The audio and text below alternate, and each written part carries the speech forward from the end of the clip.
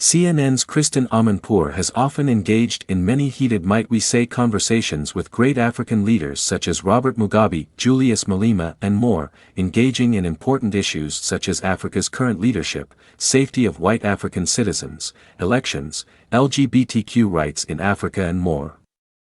Although she is known to come off forceful in her approach and often tries to sway the viewer into her narrative, in this video you're gonna see her absolutely outclassed by the great African leaders.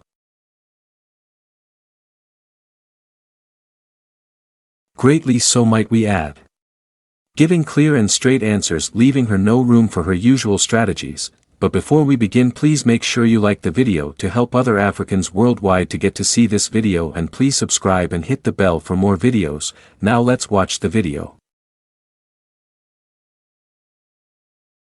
We're saying enough is enough.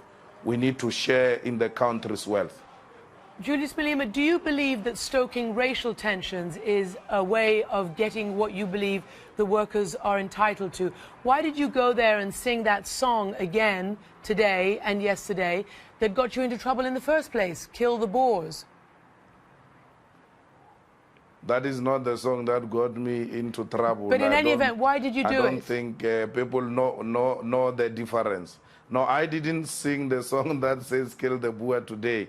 So, what did you say? Because we have these you on songs tape. are saying in Venek, in Zulu. You can listen to the tape and get proper interpreters, because those who are interpreting for you are actually misleading you, and you must fire them. So what were you saying? I sang two songs today. One is a Toi Toi. The other one was the one that says we are going forward irrespective of us being shot or arrested or being killed. We are soldiering on with the struggle for economic freedom. Let me just play you this. Let me just play this. Where in the past. Let me play you the clip.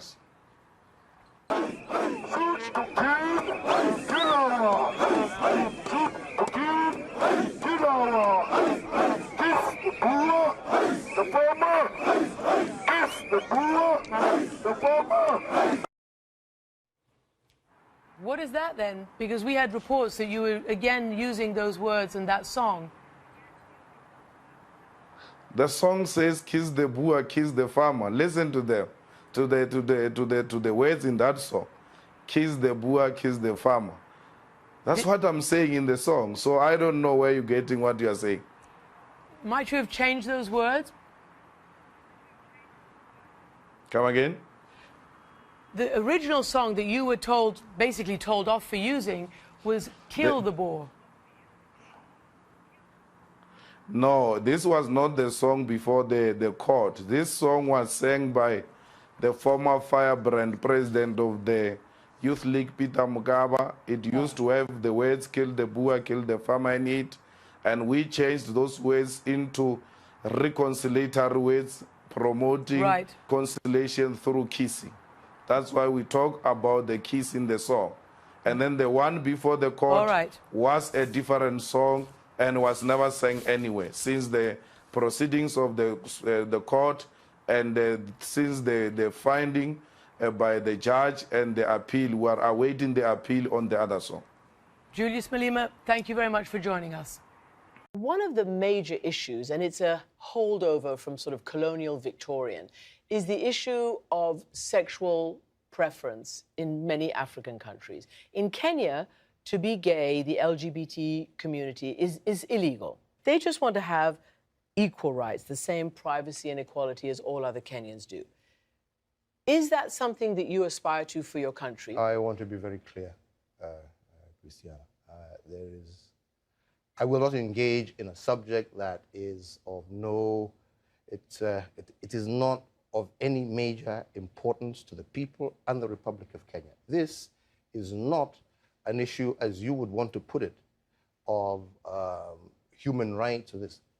This is an issue of society, of our own base as a culture, as a people, regardless of which community you come from.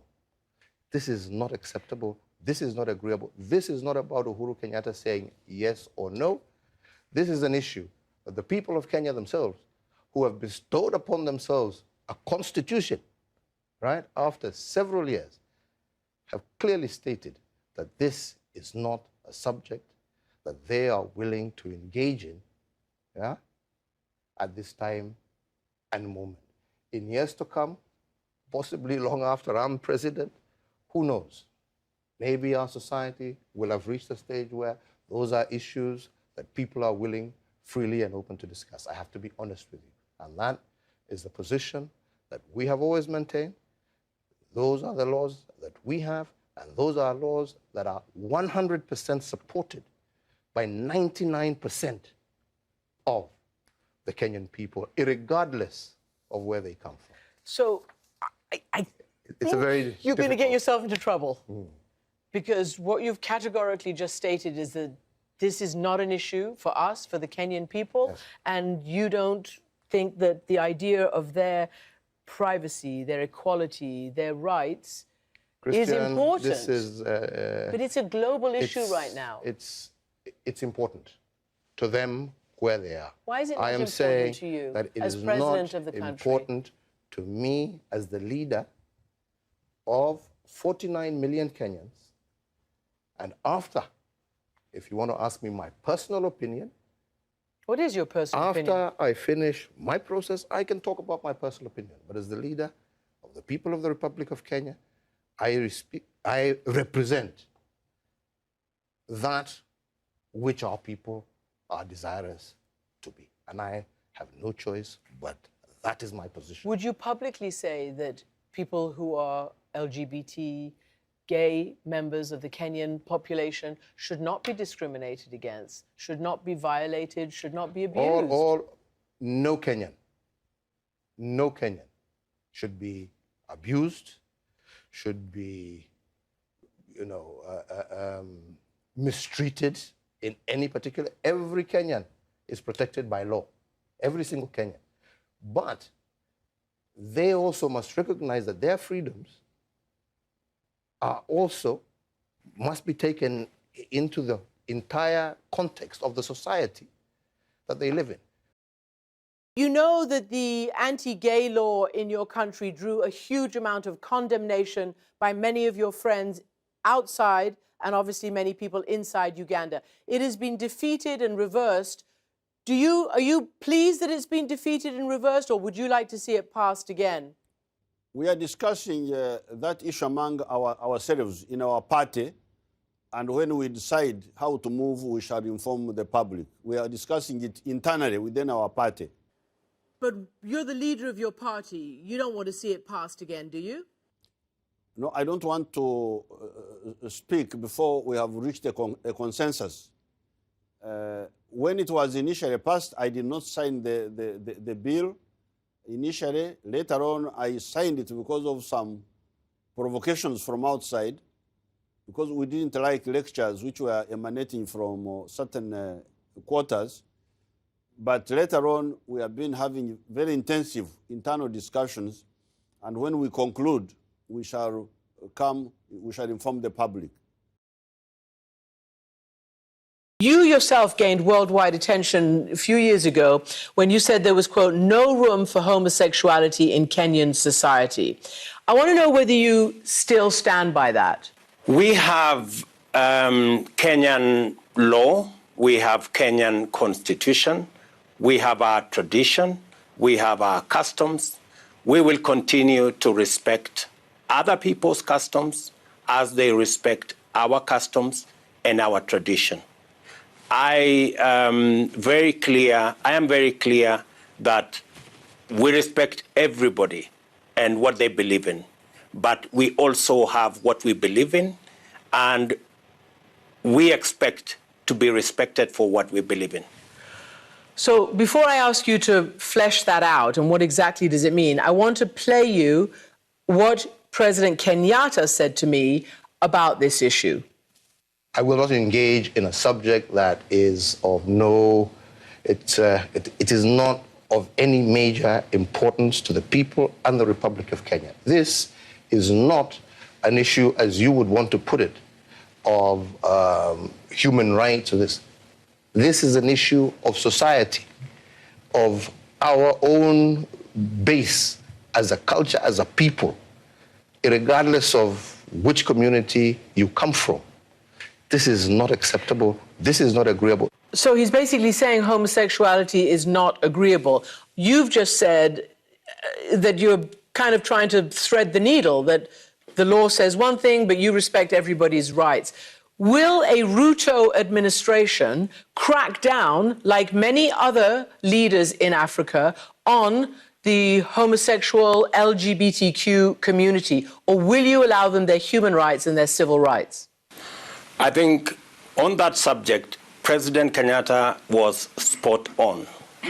We do not want to create a mountain out of a molehill. This is not a big issue for the people of Kenya. When it becomes a big issue for the people of Kenya will make a choice. As it is now, we are grappling with 5 million young people who do not have jobs, 4 million people who are hungry, and that is my concern. That is the focus of the people of Kenya at the moment. Do you consider... Pure and simple. And everybody believes that? Yes, all people believe it. So do you consider white Zimbabweans to be Zimbabweans? Those who are naturalized and have citizenship, yes. Those who've been living there for years and years and years? But historically. Right. Historically, the people who've they have been a debt. Contributing to farming, historically they have a debt to pay. Yes, the land, they occupied the land illegally. They seized the land from our people. Look. And therefore, the process of reform, land reform, involved their having to hand over the land. But We agreed upon this with the British, by the way. Some 80% of that land was acquired after you took office, some of the farmland, and with the various certificates that mean government approval. Why are these people being hounded out of the country? Why are they being they are not being hounded off their land then? No, they're not being But they hounded are. out of the You've country just at done all. reports Those about who it. are in industry, in manufacturing, No. in mining are not being... The farmers I'm talking are about. not Why being is affected. that wonderful farmland, and why are they being... What are you talking about? We are getting land from them, and that's all. They are not being hounded out of the country. Not at all. They're being hounded off their land. Not of their land. It's not theirs. Our land. Even though they bought it with the certificates of approval from the government? But haven't you heard of the Lancaster House discussions and the agreement with the British government? Because they are British settlers. Originally they have been British settlers. And we agreed at Lancaster House that there would be land reform. But they're citizens, aren't they? And isn't this farming disaster contributing to your... Citizens by colonization, seizing land from the original people, indigenous people of the country. But how did that You all go so approve wrong? that? How